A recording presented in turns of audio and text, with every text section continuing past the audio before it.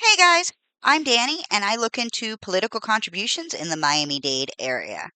One of the things you constantly see me asking for are pictures of the political ads that you are receiving. The reason being is a lot of these committees that run these ads are listed on the state of Florida website. Due to the sheer amount of committees listed with the state of Florida, I can't just grab all of them. It's just way too much. My computer would probably completely melt. I do grab everything from the county and the municipalities in Miami-Dade County, but I can't grab all in the state. So it is very, very important that I receive or I'm sent these ads so I know a political committee is involved in a local race. And thankfully, some residents did send me pictures of the advertisements they're receiving, and that's what we're going to talk about today. A certain ad running in a county commission race.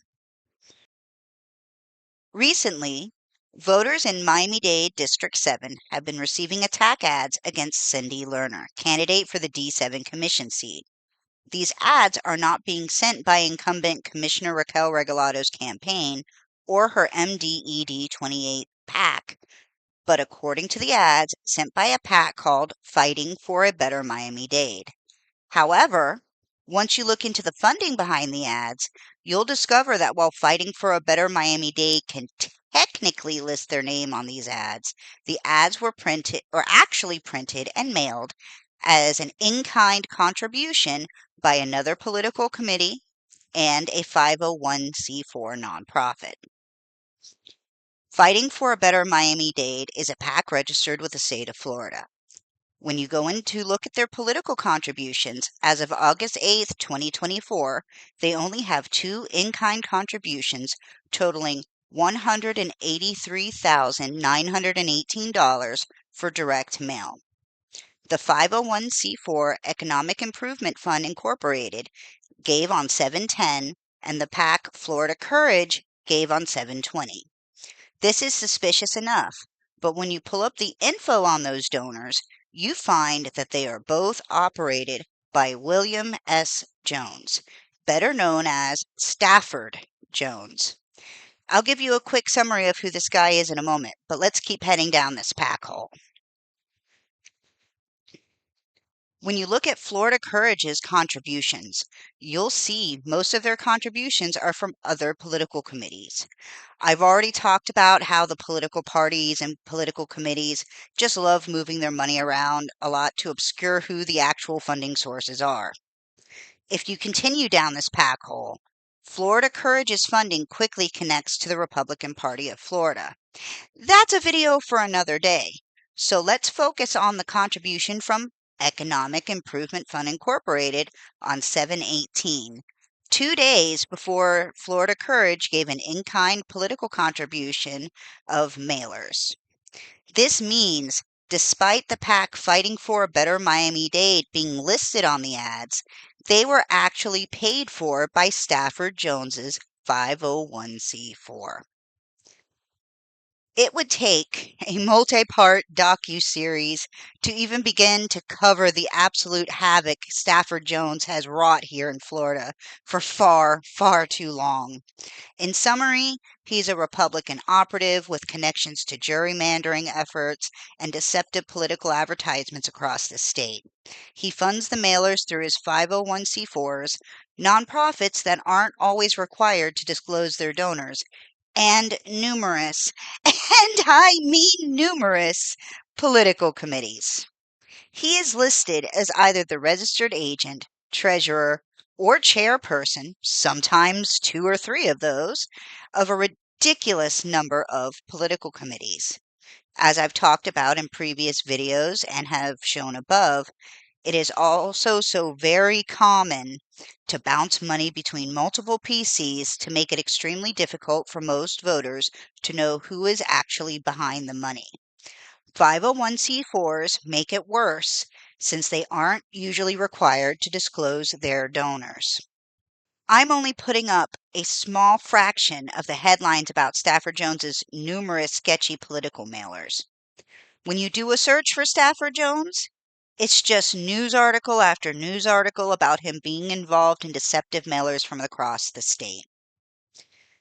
Now, the big question: how is this legal? Now, I've never attended law school, but it does appear this is all legal. There are no limits on contribution amounts to political committees, and 501c4s are allowed to contribute. As long as the in-kind contribution is properly documented on the campaign treasurer reports, it's perfectly legal. The contributions of the mailers were properly documented by Fighting for a Better Miami-Dade, and the expense of the ad was noted in Florida Courage's expenses. This is just another loophole that bad actors can exploit to subvert fair and transparent elections.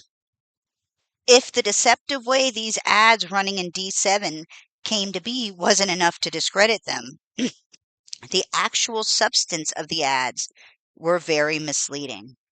There is definitely a big difference between Cindy Lerner's family owning a few properties and the giant real estate developers that are heavily funding incumbent Raquel Regalato's campaign. I literally laughed when I pulled up the website listed on the ad. However, many people may not have the time to vet the ads they receive, so even such a laughable claim can be taken at face value. I hope this video helped y'all understand one of the many, many ways bad actors can use our current election laws to work against democracy.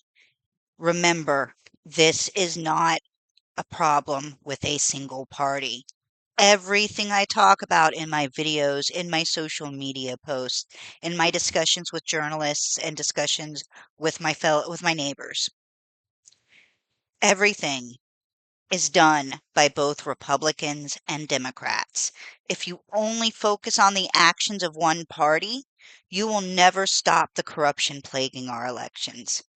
Please be critical of the funding sources behind candidates, issues, and the parties you support. You aren't working against them when you do this. You're working to help make them stronger. All right, guys. Thank you all for watching. Please send me the political ads you are receiving. As you can see from this video, it is very important for me to receive these. I hope to have more videos talking about campaign finance, how our laws are being exploited to subvert democracy, and what we, as average residents, can do to make our elections more fair and transparent, as well as holding our elected officials accountable. In my link tree, you can find links to some of the resources I've made, links to my socials, and if you're so inclined, ways you can help support my campaign finance research and advocacy. Now, be sure you do the most important part of all of this: go vote.